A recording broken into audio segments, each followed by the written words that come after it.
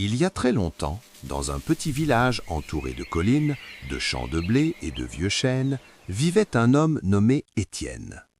Étienne n'était pas un homme riche selon les mesures du monde.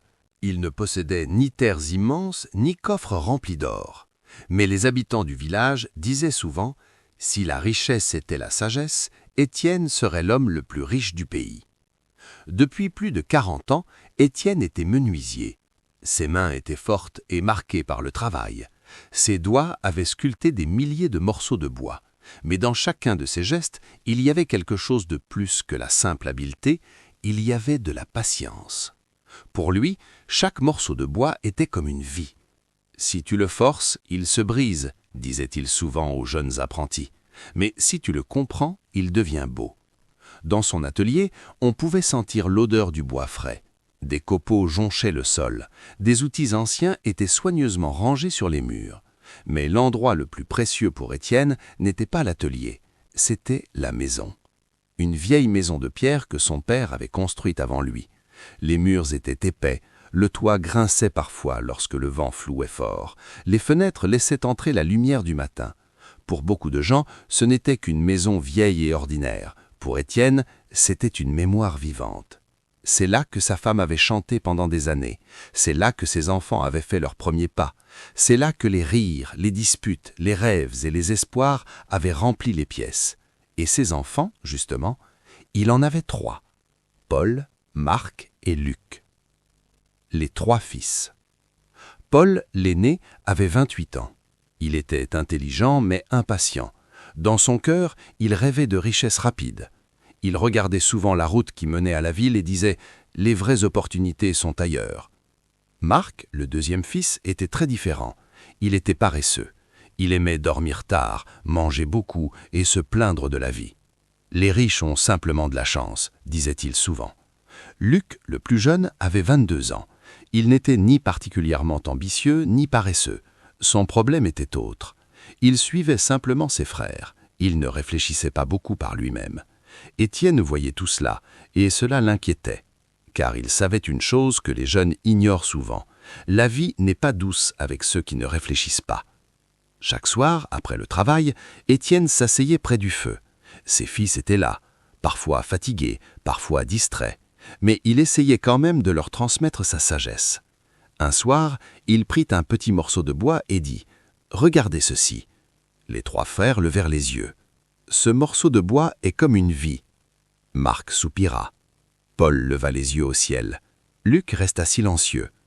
Étienne continua. « Si tu veux construire une belle table, tu dois d'abord choisir le bon bois. Ensuite, tu dois travailler lentement, avec patience. » Puis il les regarda. La vie est exactement pareille. Paul répondit « Père, aujourd'hui les choses vont plus vite. » Marc ajouta « Les gens riches ne travaillent pas autant que toi. » Étienne sourit doucement. « Peut-être, mais ils ont dû travailler avant de devenir riches. » Puis il ajouta une phrase qu'ils n'oublieront jamais vraiment. « Tout ce qui vient trop vite disparaît trop vite. » Les années passèrent. Étienne devint plus vieux. Ses mains tremblaient parfois. Un hiver particulièrement froid arriva. La neige couvrit les champs, les vents du nord frappaient les maisons. C'est durant cet hiver qu'Étienne tomba gravement malade. Au début, il pensait que ce n'était rien, mais la fièvre ne partait pas. Les jours passaient et sa force diminuait. Le médecin du village vint le voir plusieurs fois. Un soir, après l'avoir examiné, il sortit de la maison et secoua gentiment la tête. Les 3 fils comprirent. Leur père ne vivrait plus longtemps. Quelques jours plus tard, Étienne demanda à voir ses 3 fils. Ils entrèrent dans la chambre. La lumière de la bougie éclairait faiblement la pièce. Le vieil homme était faible, mais ses yeux étaient toujours clairs. Il regarda chacun de ses fils, longtemps. Puis il parla doucement. « Mes fils » sa voix était faible mais calme. « Je n'ai pas beaucoup d'argent à vous laisser. » Paul fronça légèrement les sourcils. Marc croisa les bras. Luc baissa les yeux. Étienne continua. « Mais je vous laisse quelque chose de plus important. » Ils attendirent. « Je vous laisse cette maison. » Paul murmura. « Une maison ?» Marc soupira. Mais Étienne ajouta une phrase étrange. « Cette maison est plus précieuse que vous ne le pensez. » Puis il répéta. « Prenez-en soin. » Quelques jours plus tard, Étienne mourut. L'enterrement d'Étienne fut l'un des plus grands que le village ait connu. Des dizaines de personnes vinrent, des familles entières, des anciens, des enfants. Tous parlaient de sa bonté, de sa sagesse, de ses conseils. Mais ses fils, eux, pensaient surtout à autre chose. Une semaine après l'enterrement, les 3 frères se réunirent dans la cuisine. La pluie tombait dehors. La maison semblait silencieuse sans leur père. Paul posa ses mains sur la table. « Nous devons décider quoi faire. » Marc demanda « À propos de quoi ?» Paul répondit « De la maison. » Marc haussa les épaules. « Elle est vieille. » Luc regardait la cheminée.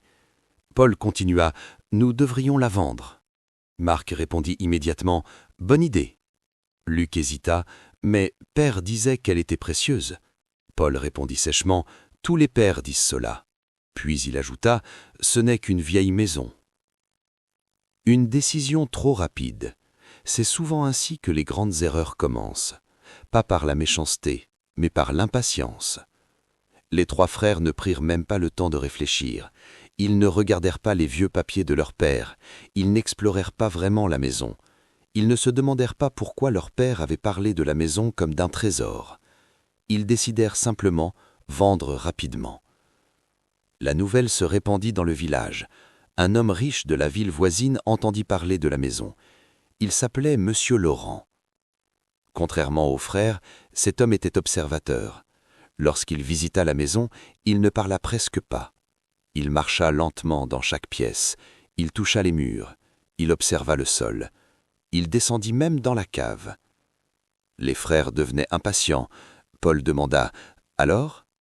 Monsieur Laurent leva les yeux, puis il dit calmement « Je vais acheter cette maison. » Les frères sourirent immédiatement. Paul demanda « Combien ?» L'homme donna un prix. Ce n'était pas énorme, mais pour les frères cela semblait suffisant. Luc murmura « Peut-être devrions-nous réfléchir ?» Mais Paul répondit « Inutile. » Et il signa. Le lendemain, les 3 frères quittèrent la maison. Ils prirent leurs affaires, ils fermèrent la porte et partirent, sans regarder derrière eux, sans se souvenir des paroles de leur père, sans comprendre ce qu'ils avaient peut-être perdu. Mais parfois, la vie révèle ses leçons plus tard, et ces leçons sont souvent douloureuses. Quelques semaines après l'achat de la maison, Monsieur Laurent commença les travaux. La maison était solide, mais très ancienne. Certaines pierres du sol étaient abîmées, surtout dans la cave. Il décida donc de faire réparer le plancher. Un matin, plusieurs ouvriers descendirent dans la cave avec leurs outils. La cave était sombre, l'air y était frais et légèrement humide. Des toiles d'araignée pendaient dans les coins. On sentait l'odeur de la pierre et du vieux bois. Un ouvrier prit une pelle et commença à retirer quelques pierres du sol. Tout se passait normalement, jusqu'à ce que soudain, le métal de la pelle frappa quelque chose de dur. L'ouvrier fronça les sourcils. « Il y a quelque chose ici, » dit-il. Les autres s'approchèrent. Ils creusèrent un peu plus profondément. Peu à peu, la forme d'un objet apparut sous la terre. C'était un coffre. Un coffre ancien, couvert de poussière et de rouille. Les ouvriers se regardèrent. L'un d'eux appela Monsieur Laurent. Quelques minutes plus tard, il descendit dans la cave. Il observa le coffre attentivement. Puis, il dit calmement « Ouvrez-le ». Un ouvrier força la serrure avec un outil. Le couvercle grinça lentement. Et lorsque le coffre s'ouvrit, un silence lourd remplit la cave. À l'intérieur se trouvaient des dizaines de pièces d'or, des bijoux anciens, des bagues ornées de pierres précieuses et plusieurs documents très anciens. Le trésor semblait avoir été caché là depuis des générations. La lumière des lanternes se reflétait sur l'or. Les ouvriers restèrent bouche bée. Monsieur Laurent, lui, resta silencieux un moment. Puis il murmura « Voilà pourquoi cette maison était spéciale. » Il resta figé. Luc, lui, entendit la nouvelle d'un ancien voisin. Le vieil homme lui dit doucement « Ton père savait peut-être quelque chose. » Les trois frères se retrouvèrent rapidement. Paul était pâle, Marc semblait nerveux, Luc avait l'air triste. Paul cria « Nous devons aller voir !» Ils coururent jusqu'à la maison, mais la maison ne leur appartenait plus. Monsieur Laurent ouvrit la porte. Il les regarda calmement. Paul parla immédiatement. « Nous avons entendu parler du trésor. » Monsieur Laurent hocha la tête. Marc dit « Ce trésor est à nous. » Mais l'homme répondit tranquillement « Non. » Paul devint rouge de colère. « Cette maison appartenait à notre père. » Monsieur Laurent répondit simplement « Et vous me l'avez vendue. » Marc frappa le mur avec son poing. Luc baissa les yeux. Ils avaient vendu la maison. Ils avaient signé les papiers. Et maintenant, le trésor appartenait à quelqu'un d'autre. La première grande leçon. Sur le chemin du retour, aucun des trois frères ne parlait. Le vent soufflait doucement dans les champs. Luc murmura finalement « Père avait dit que la maison était plus précieuse que nous ne le pensions. » Paul serra les dents. Marc soupira profondément. Pour la première fois de leur vie, ils comprirent qu'ils avaient fait une erreur, et pas une petite erreur, une erreur qui changerait leur vie. Après avoir compris leur erreur, les trois frères passèrent plusieurs semaines dans le doute. Chaque fois qu'ils entendaient parler du trésor, leur cœur se serrait. Chaque fois qu'ils voyaient la vieille maison au loin, ils ressentaient un mélange de tristesse et de regret. Mais un jour, quelque chose changea. Luc se leva tôt le matin et dit à ses frères « Si nous passons notre vie à regretter, nous resterons pauvres pour toujours. » Marc répondit « Nous sommes déjà pauvres. » Luc secoua la tête. « Non, nous sommes pauvres seulement si nous refusons d'apprendre. » Ces mots firent réfléchir Paul. Pendant longtemps, il avait rêvé de richesses faciles, mais maintenant, il comprenait quelque chose que son père disait souvent. La richesse qui vient trop vite disparaît trop vite. Paul décida de trouver du travail dans la ville voisine. Au début, ce fut difficile. Personne ne lui faisait confiance. Il n'avait jamais travaillé sérieusement. Mais peu à peu, il apprit. Il devint apprenti chez un marchand. Il apprit à négocier, à organiser, à planifier. Et surtout, il apprit la patience. Un soir, après une longue journée de travail, il pensa à son père. Et il murmura « Maintenant je comprends ». Marc, lui, resta au village. Un vieux fermier lui proposa de l'aider dans les champs.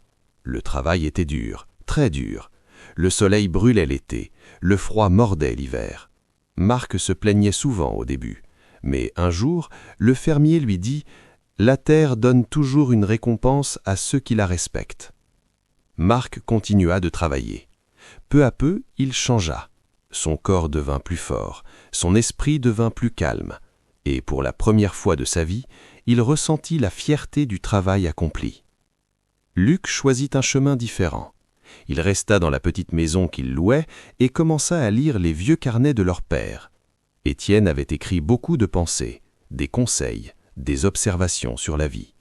Luc passa des heures à les étudier. Un jour, il trouva une phrase qui le marqua profondément. « Le vrai trésor n'est jamais caché dans la terre.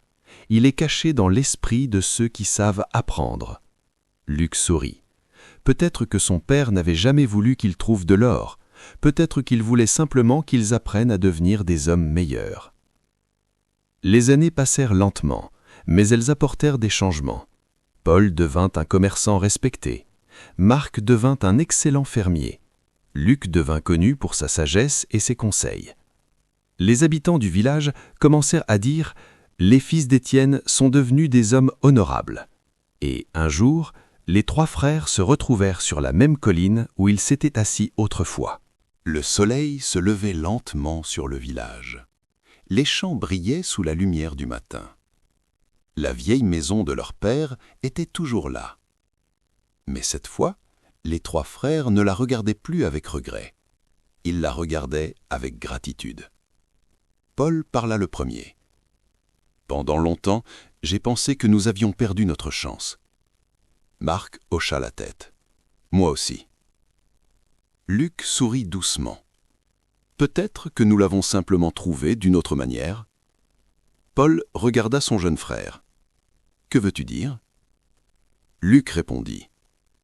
Si nous avions trouvé le trésor, nous serions restés les mêmes hommes ignorants. Marc réfléchit.